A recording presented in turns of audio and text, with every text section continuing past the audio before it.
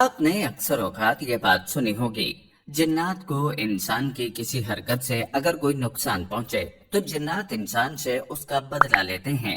आज की हमारी कहानी ऐसी ही एक सच्ची कहानी है, जो एक जिन और एक ताजर की कहानी है। इस कहानी का मुकम्मल मुलाहिजा कीजिएगा। तो चलिए चलते हैं आज की इस कहानी की जानिब। कहते हैं पुराने जमाने में बगदाद में एक ताजर रहा करता था, जो इंतहाई नेक और मजहबी इंसान था। उसकी एक बेटी और दो बेटे थे, और बच्चों के साथ उसके घर में उसकी बीवी और माँ भी रहती थी। कहते हैं कि उसकी माँ की नजर बुढ़ापे की वजह से बहुत कम हो चुकी थी, लेकिन उसकी बहू उसका बहुत ख्याल रखती थी। ताजर की अकलौती बेटी थी और उसने उसकी शादी तय कर दी थी, और अब वो हर वक्त अपनी बेटी की शादी की फिक्र करने लगा, और वो चाहता था कि अपनी बच्ची की शादी कर दे। उसने शादी से पहले एक तिजारती सफर का इरादा किया, ताकि माल तिजारत फरोख्त करके नया माल तिजारत ला सके। और उसने सफर की तैयारी की, अपना सामान तिजारत ऊंटों पर बांधा और सफर के लिए रवाना होने लगा। रवानगी के वक्त उसकी बेटी ने उसको खजूरों की एक टोकरी दी और कहा, अब्बा जान, जब भूख लगे तो इसमें से खजूरें खा लेना। ताजर काफिले के साथ अपने सफर पर रवाना हो गया, और 3 दिन और 3 रातों के सफर के बाद वो दूसरे शहर पहुंचा, और वहां काफिले वालों ने अपना माल फरोख्त किया और अपनी जरूरत का सामान खरीदा, और फिर वापसी की तैयारी की। वापसी पर चूंकि ताजरों के पास कीमती सामान था, तो उन्होंने फैसला किया कि जो रास्ता खतरे वाला है उसके बजाय रेगिस्तानी रास्ते पर चलना चाहिए। अगरचा ये लंबा है लेकिन महफूज है, लिहाजा ये लोग रेगिस्तानी रास्ते पर चल दिए। जब शाम ढलने लगी तो तमाम मुसाफिर थक चुके थे, और ताजर की नजर एक पुराने कुएं पर पड़ी। तो ताजर ने कहा, हम यहाँ पड़ाव करते हैं और अगले दिन सफर जारी करेंगे। काफिले वालों ने भी हामी भर ली, और वहाँ उन्होंने पड़ाव किया। रेगिस्तान में शाम के ढलने के मनाजिर बहुत ही खूबसूरत थे। ताजर को भूख महसूस हो रही थी। उसने सामान से वो टोकरी निकाली जो उसकी बेटी ने उसको दी थी, और लेकर कुएं की जानिब चल दी। वहां बैठकर खजूरें खाने लगा और गुठलियां वापस टोकरी में जमा करने लगा। फिर अचानक एक गुठली उसने कुएं की जानिब फेंक दी, जो कुएं के अंदर चली गई। सूरज डूब चुका था। ताजिर अपनी जगह से उठा और कुएं में पानी देखने के लिए झुका, तो क्या देखता है कि कुएं का पानी सुर्ख है, जैसे खून हो। उसने सोचा शाम के ढलने की सुर्खी होगी, और वापस काफिले में लौट गया। मगरिब की नमाज अदा की और सब बैठे हुए थे। फिर ईशा की नमाज का वक्त हुआ, तो ईशा की नमाज सब ने मिलकर अदा की। इतने में ताजर ने देखा कि कुछ लोग हैं जो कि एक जनाजा लिए हुए जा रहे हैं। ताजर हैरान हो गया कि ये क्या माजरा है, यहाँ तो कोई आबादी भी नहीं, ये जनाजा कैसे आ गया। वो भी जनाजे के पीछे चलने लगा कि मैं भी जनाजा अदा कर लूं। कुछ देर चलने के बाद एक घर आया, और वहां पर और लोग भी आ गए। पर एक इमाम साहब आए और उन्होंने जनाजा पढ़ाया, और जनाजा पढ़ाने के बाद एक शख्स आगे बढ़ा और ऊंची आवाज में रोने लगा और कहने लगा, हाय अफसोस, एक आदमजात की खजूर की गुठली से मेरे बेटे की मौत हो गई। ताजर ने यह बात सुनी तो उसके पैरों तले से जमीन खिसक गई, और उतने में वो तमाम लोग उसके इर्द गिर्द से गायब हो चुके थे, जो कि जिन्नात थे। अब सिर्फ वही ताजर और जिन सामने मौजूद थे जिसके बेटे का जनाजा हुआ था। उस जिन ने उस ताजर को मुखातिब किया और कहा कि तुमने मेरे बेटे को कत्ल किया है, मुझे इसके बदल में खून चाहिए, मैं इसके बदले में तुम्हारे बेटे को कत्ल करूंगा। ताजर ने कहा, मैंने दानिस्ता तौर पर यह काम नहीं किया। तो जिन कहने लगा, अगरचे तुम्हारे और हमारे दरमियान पर्दा है, तुम हमें नहीं देख सकते, लेकिन मेरा बेटा तुम्हारी गलती से मरा है, मैं बदला जरूर लूंगा।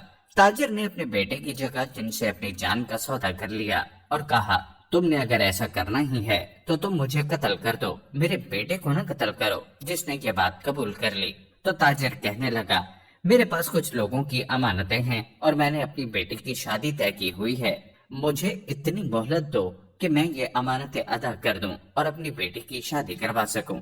जिन को गुस्सा आ गया, तो ताजिर ने कहा, ठीक है, तुम मुझे कत्ल कर दो, लेकिन कल कयामत के दिन अगर अल्लाह ने मुझे इन अमानतों के बारे में सवाल किया तो मैं तुम्हारा ही गिरेबान पकड़ूंगा, और इसको जवाब फिर तुम ही दोगे। ये बात सुनकर जिन ने कहा, मैं तुम्हें 40 दिन की मोहलत देता हूँ, लेकिन 40वें दिन तुम्हें इसी कुएं पर आना होगा जहाँ तुमने मेरे बच्चे का कत्ल किया है।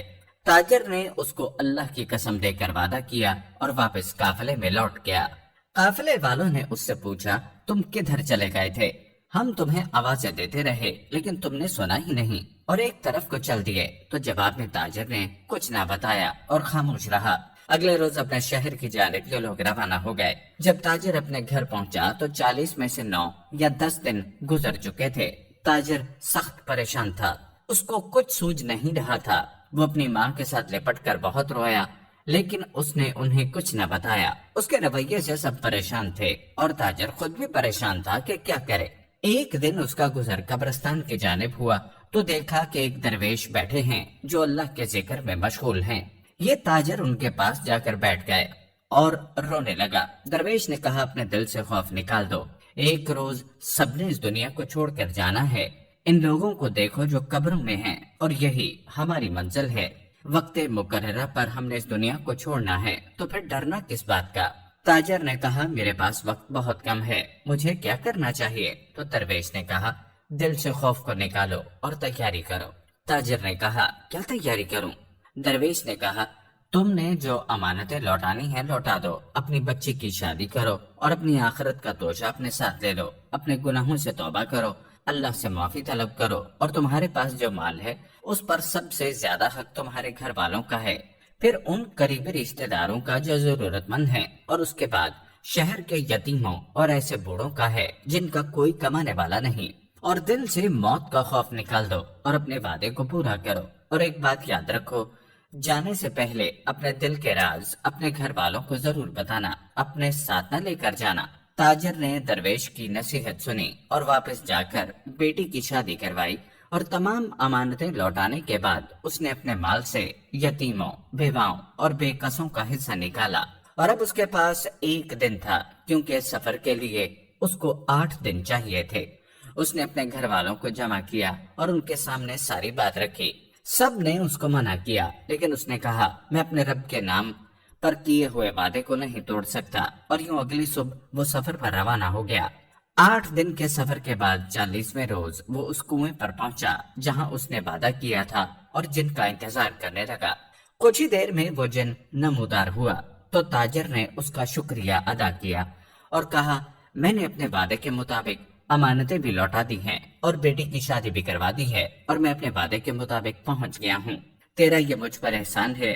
مجھے میرے گھر والوں نے روکنے کی کوشش کی لیکن میں اپنے رب کو دی ہوئی قسم کو توڑنا نہیں چاہتا تھا جس کے مجھ پر بے پناہ احسانات ہیں۔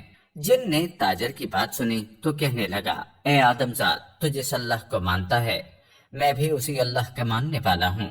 تم نے اس اللہ کے نام اور اس کی قسم کی لاج رکھی ہے، جا میں تجھے معاف کرتا ہوں، اور اپنے بیٹے کے قتل کا بدلہ میں نے معاف کیا، جا اور اپنے گھر والوں سے مل لے۔ دوستو یوں اس جن نے اس تاجر کو معاف کر دیا اور تاجر ہنسی خوشی اپنے گھر لوٹ گیا۔ پیارے دوستو اس کہانی سے یہ بات واضح ہوتی ہے کہ جنات کو اگر انسان کی وجہ سے کوئی نقصان پہنچے تو وہ اس کا انتقام ضرور لیتے ہیں، اور اس کہانی سے یہ بات بھی واضح ہوتی ہے کہ جنات میں جہاں ظالم اور کافر جنات ہوتے ہیں وہیں پر مسلمان اور نیک دل جنات بھی ہوتے ہیں، جیسا کہ اس کہانی میں آپ نے ملاحظہ کیا کہ اس جن نے اس تاجر کو معاف کر دیا صرف اسی لیے کہ اس تاجر نے ایفائے عہد کیا تھا، اللہ کے نام پر جو وعدہ کیا تھا وہ اس نے پورا کیا۔ تو جن جو اللہ کا ماننے والا تھا اس نے تاجر کو معاف کر دیا۔ دوستو جنات کے بارے میں آپ کا کیا خیال ہے آپ نے کمنٹ میں ضرور بتانا ہے، اور ایسا کوئی واقعہ اگر آپ کے پاس موجود ہے تو وہ بھی آپ نے ہمارے ساتھ ضرور شیئر کرنا ہے۔ یہاں آپ کو جنات اور مرغے کے حوالے سے چند حقائق بتاتے ہیں اور اسی حوالے سے ایک واقعہ بھی آپ کو سناتے ہیں۔ کہا جاتا ہے کہ کسی ملک کے ایک بادشاہ نے اپنے محل کے مؤذن کو یہ حکم دے رکھا تھا کہ صبح مرغے کی اذان سننے کے بعد، یعنی مرغا جب بانگ دیتا ہے اس کے بعد اس کو سننے کے ٹھیک بعد اذان دے دیا کرو۔ اب مؤذن ایسا ہی کرتا، لیکن ایک دفعہ ایسا ہوا کہ اس محل کے معصوم مرغے نے بے وقت ہی ایک مرتبہ اذان دے دی۔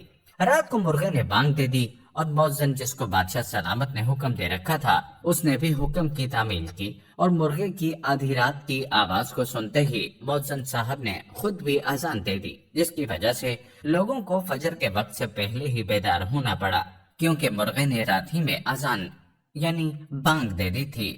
تو مؤذن صاحب نے اذان دی تو لوگ جاگ گئے، اور اس کی اس غلطی کی وجہ سے بادشاہ نے مؤذن کو موت کی سزا دے دی۔ اور جب یہ خبر بادشاہ کی لاڈلی شہزادی تک پہنچی जो कि बादशाह की बहुत दिल अजीज थी। तो उसने बादशाह सलामत को एक खत लिखा और इस खत में ये लिखा कि इस सजा का हकदार तो मुर्गा है, अजान देने वाला सजा का हकदार कैसे हुआ।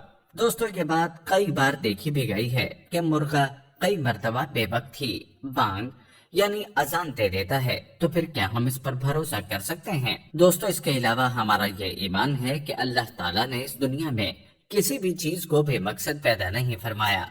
ये और इसके अलावा मेरे दोस्तों शायद यही वजह है कि बुजुर्गान दीन ने भी इस नेक सिफ्त परिंदे को अपने घरों में पालने का हुक्म भी दिया है। प्यारे दोस्तों सिर्फ यही नहीं बल्कि प्यारे नबी सल्लल्लाहु अलैहि वसल्लम की अहदीस मुबारका में मुर्गे की अहमियत बयान की गई है। मिसाल के तौर पर नबी अकरम सल्लल्लाहु अलैहि वसल्लम ने इरशाद फरमाया, जब भी मुर्गे की बांग सुनो, मुर्गे की आजान सुनो, तो अल्लाह ताला से उसके फजल का सवाल करो, क्योंकि मुर्गा फरिश्तों को देखकर ही अजान देता है। आगे आपने मजीद फरमाया, जब गधे की आवाज सुनो तो अल्लाह से पनाह मांगो, क्योंकि वो शयातीन को देखकर, शैतानी कुव्वतों को देखकर ही अपनी आवाज बुलंद करता है। एक और जगह इरशाद फरमाया, सबसे बुरी आवाज गधे की आवाज है। नाज़रीन ये थी हमारी आज की वीडियो। जाने से पहले इस वीडियो को शेयर जरूर कीजिएगा। प्यारे दोस्तों हम ये उम्मीद करते हैं कि आपको हमारी आज की ये वीडियो जरूर पसंद आई होगी। अगर आपको हमारी आज की ये वीडियो पसंद आई है तो सबसे पहले इसे लाइक करें और अपनी राय का इजहार कमेंट सेक्शन में लाजमी करें।